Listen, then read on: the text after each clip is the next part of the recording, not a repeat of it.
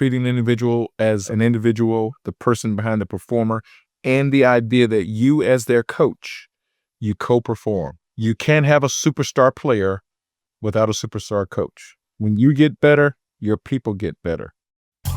Welcome to Voice Activated, the podcast dedicated to unlocking the power of employee feedback. I'm Sean Fitzpatrick, founder of TalentMap and your host. In each episode, we'll dive into real-world examples and best practices, as well as some lessons learned from employee surveys, pulse checks, focus groups, 360s, and more.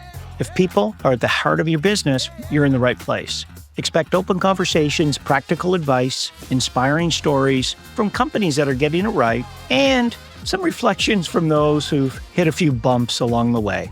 Tune in, listen up, and let's activate the voice of your employees. Well, welcome back to Voice Activated, the podcast where we explore how organizations can better hear, understand, and act on the employee voice. I'm your host, Sean Fitzpatrick, and today I'm joined with Dr. Christopher D. Lee, a seasoned HR professional who served as CHRO for 5 institutions, a Marine Corps Lieutenant Colonel, and now Managing Director of Storbeck Search.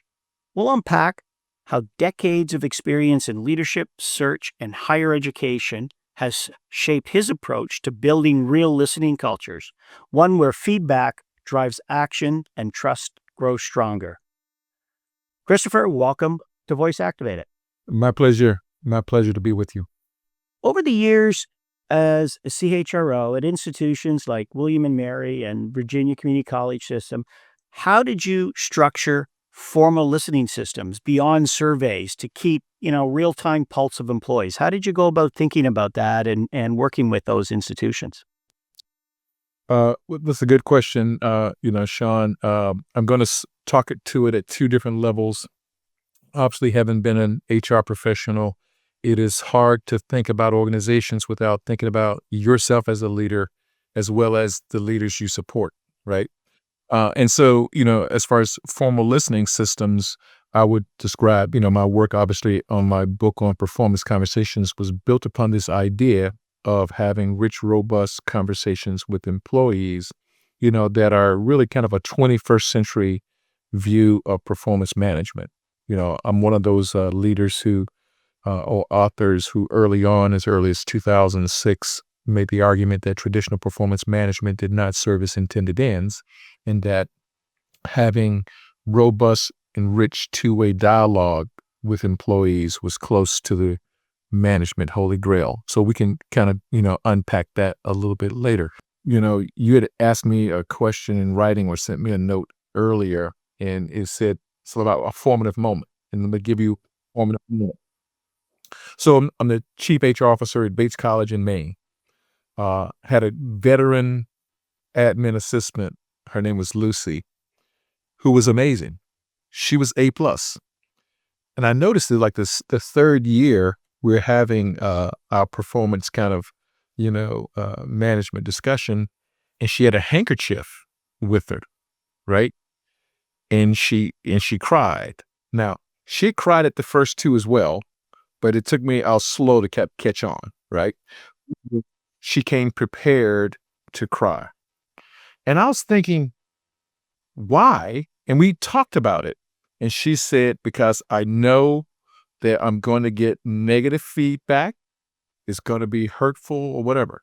Now, Lucy was A+. So I didn't have much constructive feedback to give her.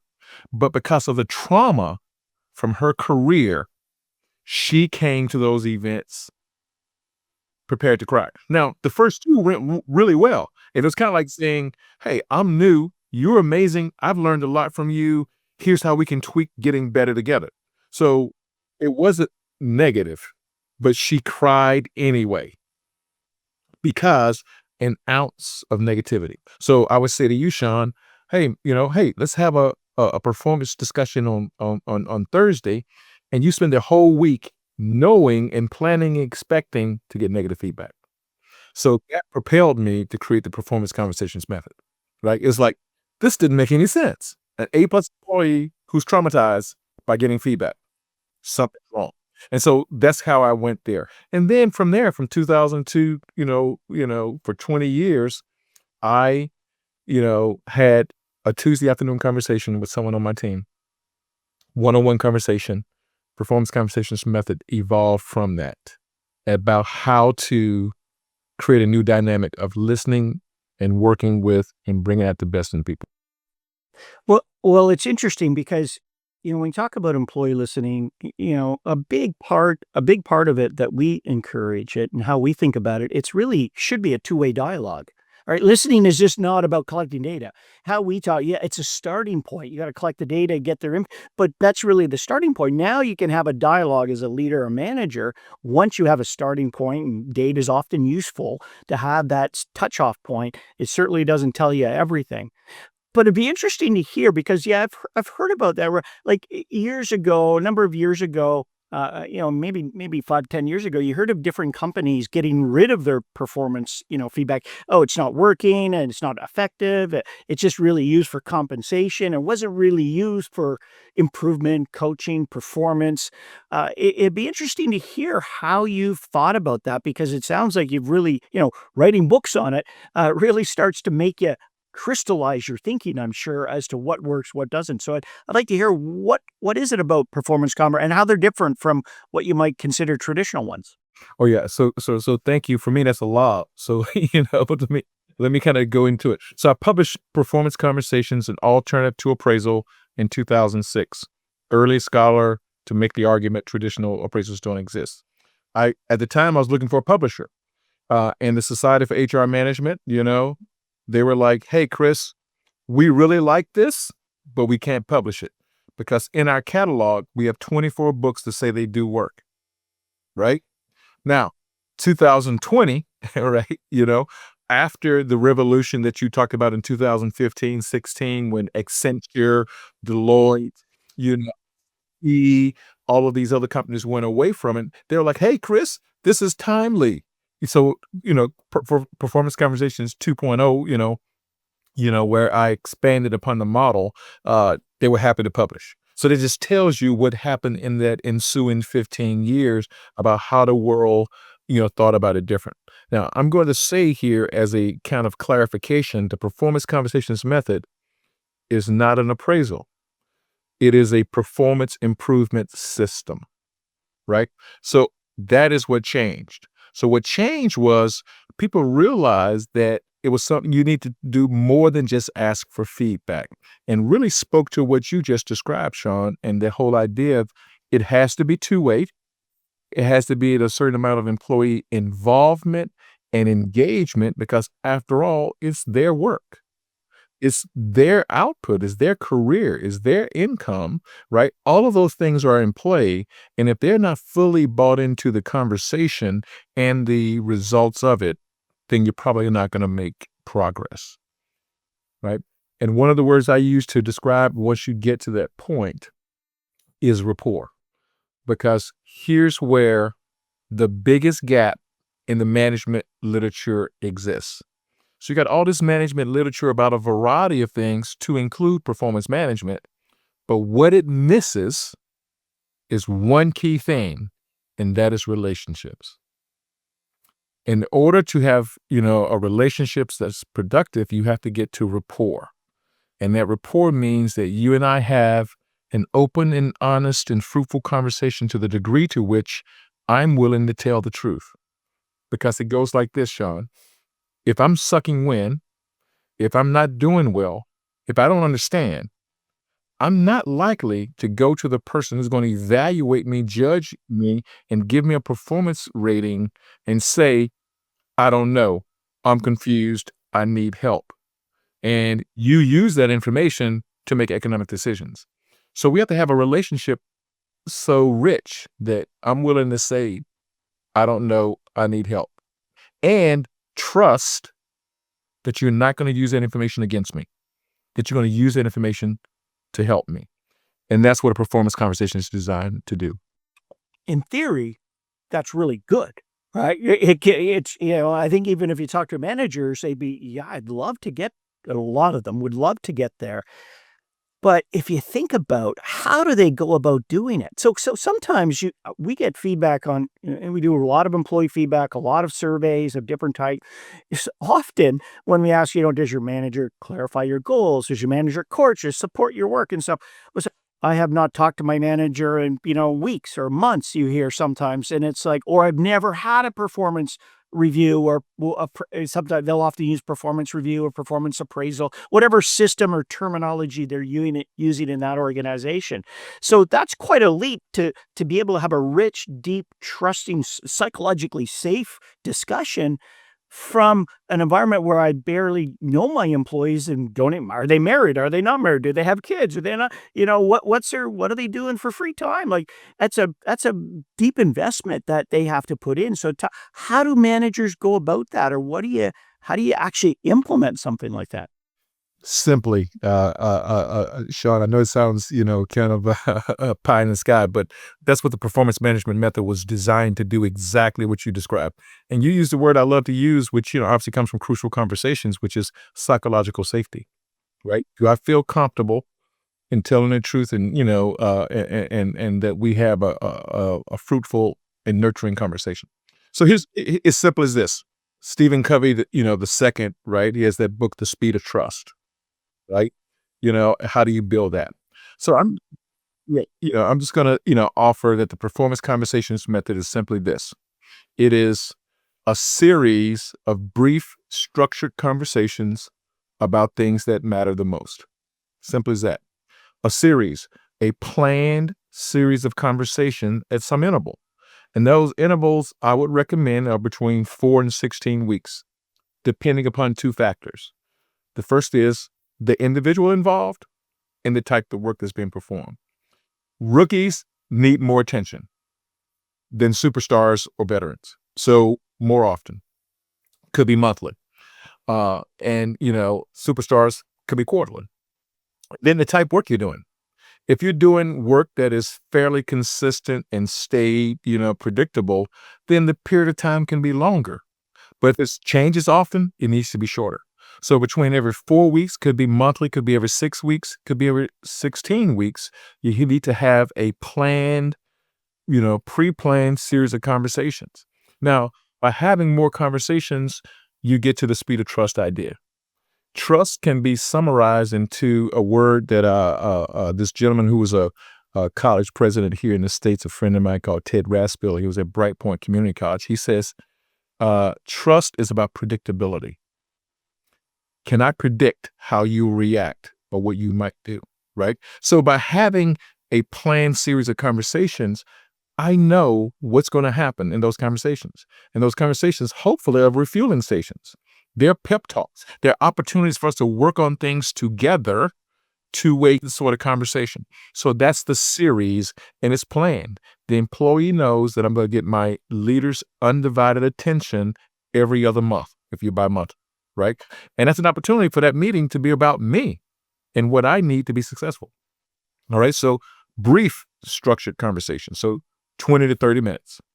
And it's going to be a structured conversation, not just any conversation about the weather or whatever. There are ways of getting there. I have 3 key questions that I ask. There are different methods to use in the performance conversations method, or different techniques, that is. One of them is just simply asking questions. I have 3 questions that are kind of the magical 3, and then you get the magnificent 7. So 7 questions that get to kind of the core issue of what's going on in the workplace. Yeah. And Well, then, share some of those. Share some of those questions. okay, so the easy ones, Sean, is to simply, what's going well, and how can we replicate them? What's not going well, and what can we do to address those? And then, what else is going on in your work life that's important? And that's an opportunity to diagnose and troubleshoot potential problems, or to seize opportunities. Now, the importance of that is you're asking people what's wrong. And if you develop a relationship, it's kind of hard to say, I'm 4 months behind on that on that report, when you weren't 2 months behind the last time we talked. So it's an accountability opportunity, right? But it's not a punishment opportunity, because, Sean, I'm going to ask you, are you late? What's the problem? And my goal is to say, how can I help? That's really what it's about. It's not about gotcha, or it's about we're in this together, and that's about building that relationship. And so then, what on the things that matter most means that conversation is going to be different for everybody. Chris needs something different, and the type of work that Chris does is going to be different. So the point is that we're not going to talk about all these other esoteric ideas that might be on a performance appraisal. We're going to talk about the things that matter to this work right now for that you and I are trying to kind of co-perform, because that's what a supervisor and employee relationship, they co-perform, right? A great leaders create great employees. So it's a series of plain conversations. You know that we're going to get together every 12 weeks or every other month. And we know what's going to happen in those conversations. We're going to talk about these kinds of things, which are important to our work together. And I'm going to be expected to do certain things. And if we do it well, you're actually going to come prepared. So not just the manager prepared, the employee is going to come prepared, because we know what the meeting's going to be about. And it's not punitive, right? So series of a brief structured conversation. So it's not matter tied. most. It's not tied to compensation or No. like that's a separate discussion. You're really dislocating it from that review around comp and all that sort of stuff. Yeah. It's designed to do one thing: improve performance. It's not designed to measure performance. It's not designed to rate performance. It's not designed to set compensation. It's designed to help you be at your very best. Now, here's the truth of it. We can use a performance conversations method as your performance management system, right? Or you could use it to supplement your system. Because if you look at the literature, which is what produced Performance Conversations 1.0, they all said the same thing. Oh, this didn't preclude normal feedback or whatever. And so the point is that managers don't have a habit of doing that. And so we're giving them a management system that can be used as a performance management framework. And as a matter of fact, it improves it because you have those conversations needed. Now, 3 different techniques for the performance conversations method. The original basically says collect artifacts and of work, examples of work, reports, thank yous, emails, or whatever, bring them to the conversation. We might talk about them. That's kind of 1.0. 2.0 added 2 additional techniques. One is the questions that we offer, right? So 3 questions or 7 questions that kind of get at things. And then the third is kind of a checklist method, which basically says, here are the most important things that happen in our work environment, and we're going to make sure we cover these over the year we have conversations. And in some meetings, we talk about all of them. And then some meetings, we only talk about some of them. But the point is, you have a planned series of conversations over the year. How have you seen organizations provide the script, the forms, the info, because managers come from all stripes and backgrounds. Some of them will be very organized and have a binder or digital notebook or whatever. Some won't, and they'll just wing it. So I just wondering how and for employees, do you have a constant sort of place where you can share, collaborate, or what have you seen? Is it as simple as a Google Doc that you put up and share, or is there things that get a little more formal around some of these things? Yeah, it's both, and and you're right. Performance Conversations 1.0 said, essentially, use what you use now. And if you don't use something, you should be as a manager, which means you have a journal. That's what I have within my arm's reach, Sean, for my entire career. There goes my journal, right? And I can go back and, talk about what we talked about last time. Some people use a calendar system where they have a calendar, they keep notes on a calendar, stuff like that. Some use a spreadsheet, right? Some have a kind of a digital folder, right? The point is, as a manager, you should have some routine or some system keeping track of important things, such as conversations with employees and the things that you need to follow up on. And so 1.0 said, use a system, period. And here 5 or 6 different examples. 2.0 says, hey, there's a pattern of what needs to be covered. Here's 7 questions to get at the typical pattern that most organizations, will have. And then the checklist method is the same thing. You're going to design a checklist that speaks to your particular work and your particular work environment. If you're in a sales environment, man, we're going to talk about leads, sales, and pay. If you're in a manufacturing environment, we're going to talk about productivity, safety, efficiencies, machine maintenance, or whatever the case may be. The point is that there are patterns, and we create a system, because that's all management is, right? In processes, we're going to create a system to kind of routinize, if you will, how to do these things in an excellent manner. And that's what the Performance Conversations method is designed to do.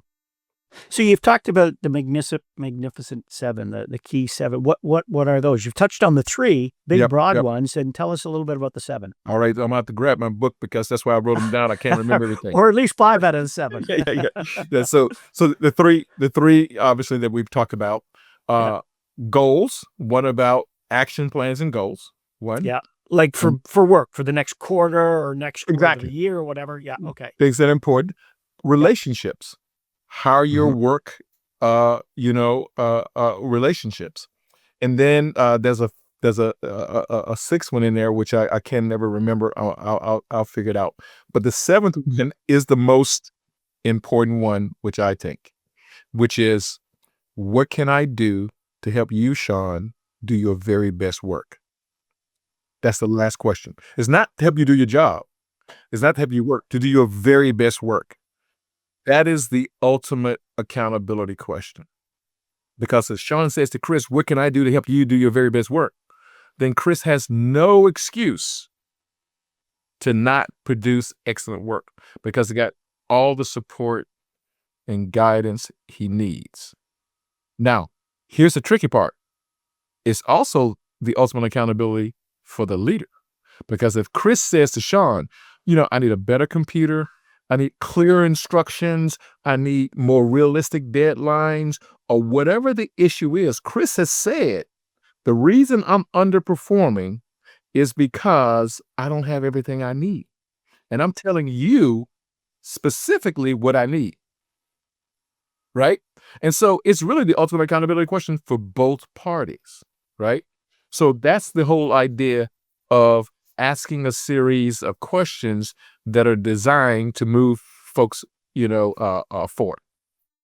What about training for managers? Like, how do you? It sounds simple, but you gotta help manage, because sometimes you'll ask questions and employees will go in all different directions. They might get into their personal life, might get into all kinds of things. That what's the level of training needed for frontline leaders? I'm not talking about executives that have maybe gone through various programs and initiatives over their years, but someone who's fairly new into the management role or had a management role but never had to really do these types of relationship building, trust building work with their direct reports.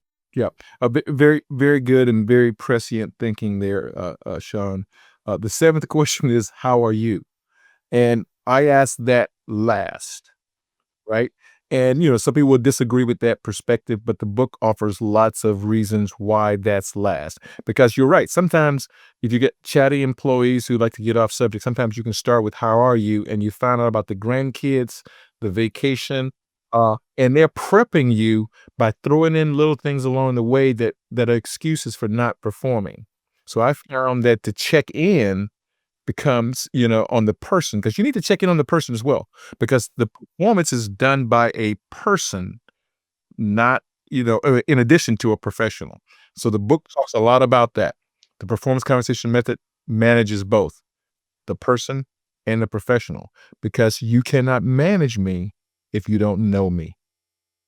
And that's what you were mentioning earlier about getting to know your employee, right?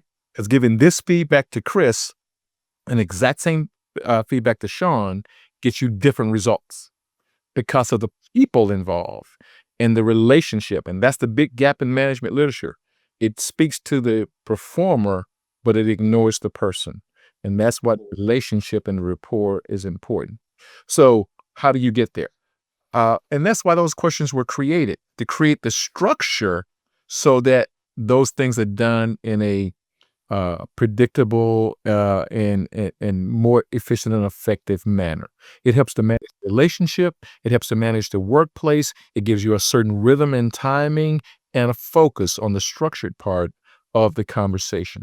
And then you kind of get to how's a person performing, how a person doing, what do they need, are there things that we're thinking about. So it kind of again routinizes things that are in that milieu that you just talked about, right? It's not catch as catch can. It's a structured conversation.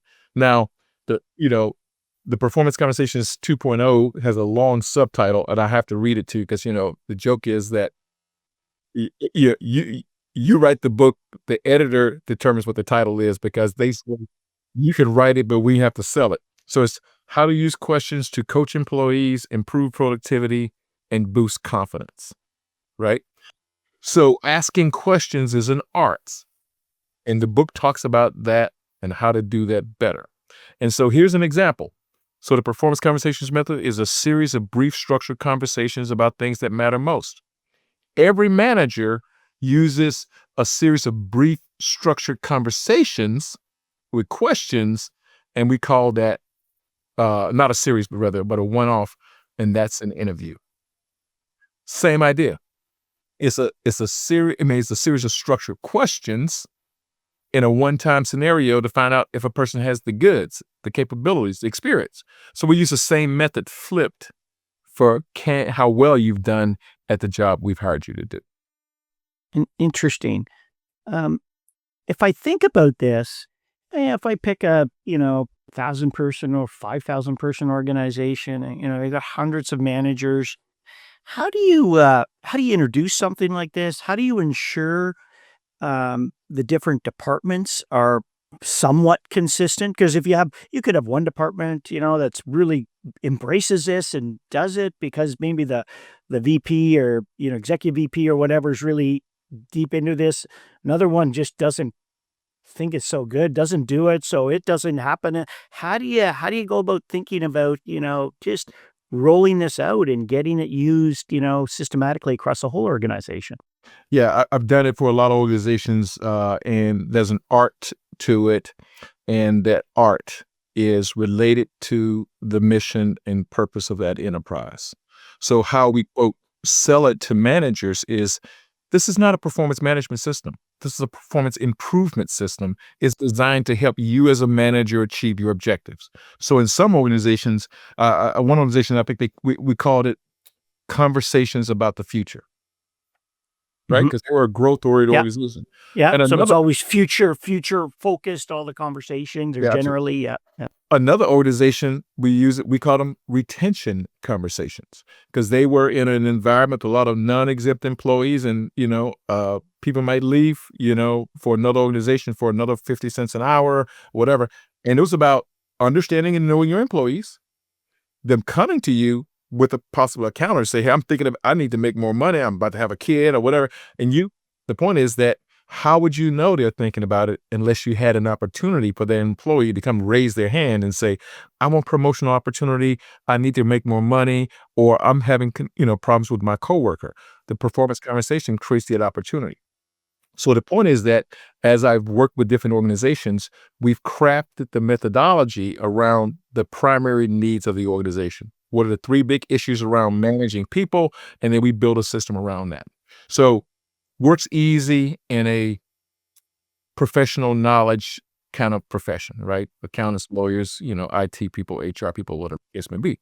But then, I've also worked with organizations here with a lot of non-exempt employees. And one, as an example, they had employees in a kind of a factory, bakery sort of environment.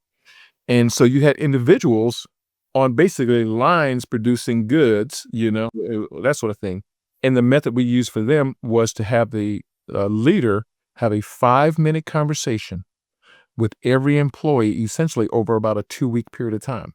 So at 4:30 every day, the manager would go from person to person and check in and say, here's 2 or 3 questions you're going to be asked. How you doing? Do you need anything? Whatever. The point is we structured it around their work. And only 5 minutes off the line, right? But over a 2-week period of time, he touched everybody between 4:30 and 5, right? Retention, because we caught the problems, we caught the issues, the friction that made people want to leave, right? So we design it to the environment that's appropriate. We talked about managers and preparing them. How do you help prepare employees for these conversations? Like what do they get, or because all of a sudden, if my manager starts coming asking me about all kinds of things that they never asked me about before, I'd be, what is going on here? Maybe should I be looking for another job? They're asking me all kinds of things, and how do you prepare employees? I know you didn't have a chance to read the book, yet, Sean, but you keep throwing me lobs, which is really cool, right? So, so questions to ask my manager, right?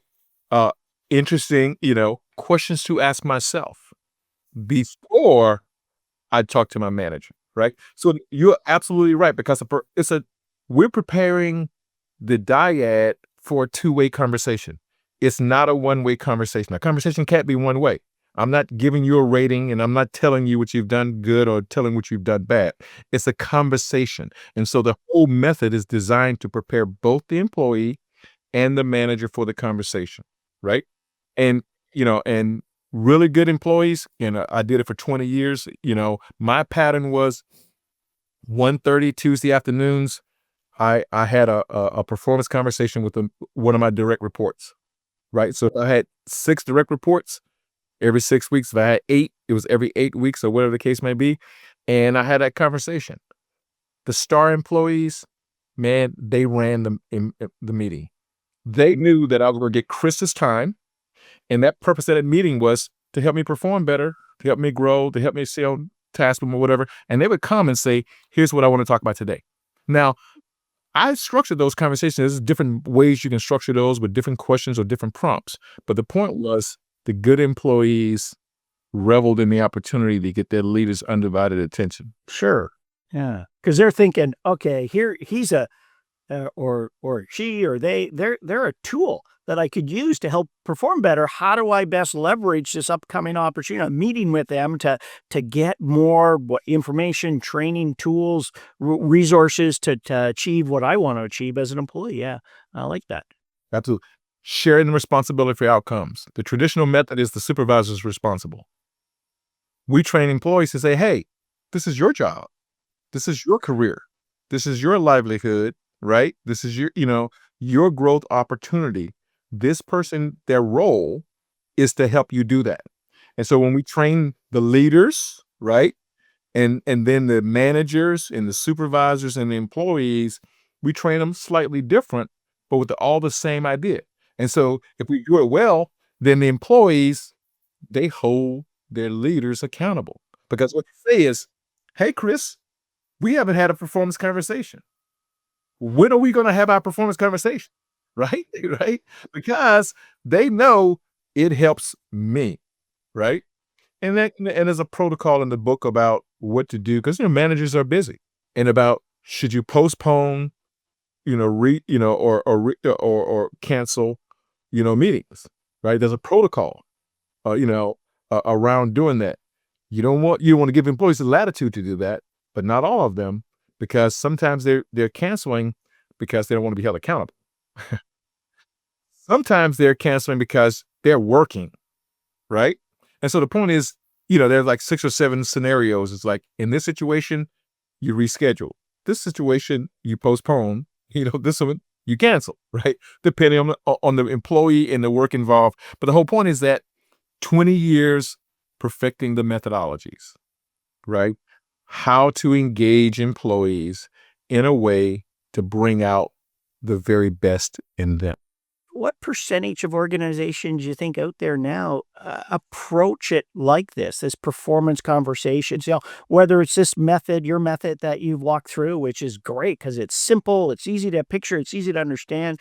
But something like that, would that be 50%, more than 50%, less than what's your, Yeah. and maybe you've got some research or data on this. I don't know. Well, I don't have any research on this, and there's no data to be conclusive. I've seen some, but it's not kind of universal. I would say it this way. The vast majority of organizations still use the traditional method because the managers haven't got into the 21st century yet, but it's changing every year. But I will tell you that approximately 1/3 are doing some elements of the performance conversations method, right? Meaning that they are abandoning ratings, that sort of thing, moving more on a conversational basis or requiring some sort of more frequent thing versus the annual thing. So, good organizations that are doing it well are obviously places like Google's. They call them one-on-ones. Right? GE calls them pulses. Kelly Services calls them. I can't. I just lost the thought here. But the point is, Adobe. As a matter of fact, Adobe. I shared the platform with them as early as 2010 or 11. We kind of co-presented at a conference at the World Bank on the methodologies that are different. So the point is, enlightened organizations are doing some of the elements. My contributions to the literature is that I've created a formal structure and way of doing really just a great management technique. Many organizations are moving in that direction of how to create feedback systems that are designed to be more conversational and interactive. Okay, yeah, and it's something that I think managers are starting to embrace, but you don't see it everywhere yet. If you think about, I just got one or two more questions. One is just, if I tie it back to employee listening mechanisms and tools like surveys and pulses, and because a lot of organizations do that. In fact, often performance management or performance feedback is sort of one of the topics on our standard survey that we use, often comes up as a key issue that are cited by or brought up by employees. How can you integrate, synchronize, tie together sort of that broader, anonymous or confidential employee surveys that organizations do to this type of one-on-one work? Where's the integration or alignment where you might see that could be useful for both of them? Yeah. Yeah. Well, I think your surveys become your report card on if managers are basically managing, right? Performance conversations gives them a way of managing. So the surveys ask you, has someone given you feedback? Has someone given you recognition? Has someone given you instructions about what to do and what to expect? Who's that someone? Right? You get some from your peers, right? But by and large, it's the relationship with the leader. And so when the surveys tell you it ain't happening, then the managers are not doing it, or they're doing it the wrong way or in a pro forma way. They're having meetings, but they're not listening, right? They're talking and telling. They're not really listening, because what Sean is saying is, hey, I just had a newborn and I'm going to give you 100%. I'm used to giving you 110, but you hear him, there's something else is going on, right? You know what I'm saying? So just lay off for 6 months or a year until he gets used to this new thing in his life or whatever. The point is, if you're not listening and you don't know the person, then you make silly little mistakes. So for example, worked in higher education, for most of my career. And there was a pattern. I knew members of my staff, in HR, largely women. I could tell you exactly when they were going to take leave every year. Their primary responsibility for them in their life was to be parents. And I get the local school system schedule, and I knew when spring break was, whatever. And then, of course, if you're a smart manager, you know when their anniversary is, and things are important because you see a pattern over time, and you can just put it on the calendar. And so I used to have this thing where I'd say, there's no work hours, I don't approve vacation. You decide, because you know what your work is and what the requirements of the enterprise are. You have to be there on game day. Just a substitute, whatever. But I knew in game days we had presidential searches or we had this thing going on or whatever. And I look at it and go, oh man, she's going to be out. And I'm going to give her an excuse for that. She didn't have that because I knew that this was something that was important to that person. And then you have to explain it to the rest of the staff, right? You can ask, I decided. You see what I'm saying? The point is, you knew your employees. How are you going to know your employees? You're going to have a series of brief structured conversations with them over a period of time, right? So that's what it's not magic. It's not rocket science. It's it's a management system. Needs a system and discipline. Yeah. A last sort of question of this, and then I want to ask you just one, one other, just one broad thing that you'd like to leave with listeners. But what about the executive team? Is this something that you start at the top and then roll it out, or do you start in a department? And is working with like the president, CEO, and the direct reports, do they view this differently than, let's say, shift supervisor, frontline manager, that type of thing? Well, I found that the star managers the star executives, they do it already. They don't necessarily do it in this manner or in a structured way, but that's why they're successful because they figured out how to get this out of people. So they have some methodologies that are similar. A, B, intuitively, once you explain it to them, most, kind of get it. Right? Which is good. And then the other, some people are relieved because they're like, "Oh, you've given me a tool to use and I could follow that," or whatever, right? And then you got the introverts, man, they're relieved, right? It's like, "Oh, man, I know exactly how to have that conversation," right? You know what I'm saying? Like, I just have to follow these questions here or whatever. So, the reactions are different, but we sell it to executives by the basic thing that every executive wants: performance improvement. That's what it's about. This is not about checking a box. This is not about, doing that. This is designed to improve performance. It's a performance improvement system. That's all it is. So we found executives, and then we train them differently, of course, right? We talk about the culture that they set. We talk about the system, we talk about supervisors and how those are integrated. But the point is that we found executives to be early adopters, and we tell, hey, have the conversation. Or they will also say, well, I wish I'd had that when I was coming up. Yeah, and it's important to get them on board because they often act as a role model for the rest of the, if they're showing it, doing it, then the next level down does it well, and it just cascades nicely often in an organization. So seeing that leadership team buying in, you're right, either with the system that they've used that they built themselves because they know it works, or adopting one or whatever. And one additional thing for executives is that at a certain management level, you don't really have to manage the system because you have senior enough people to do it for you. So, you basically say to executives, if you don't want to write the notes and stuff like that, just have your directors do it. Right? I mean, because they can, because they're doing it for their people and they're doing it for you because you're more busy than they are. That's kind of how we design bureaucracies, right? Yeah. So, yeah. I think the readers would be very interested in this book and the work that you've done here. How do they get in touch with you if they wanted to reach out to learn more? And where do they get? Do they go to Amazon, or they go to the SHRM, or where do they get copies of this, or where they can learn more about it? Yeah, it's widely available. I mean, SHRM is the publisher. So, obviously they're the biggest HR organization in the planet. So it's easy to get it, Amazon, et cetera, et cetera. Performanceconversations.com is the website. And I'm simply Chris at performanceconversations.com. I mean, so easy to get to or whatever. So happy to help folks in any way.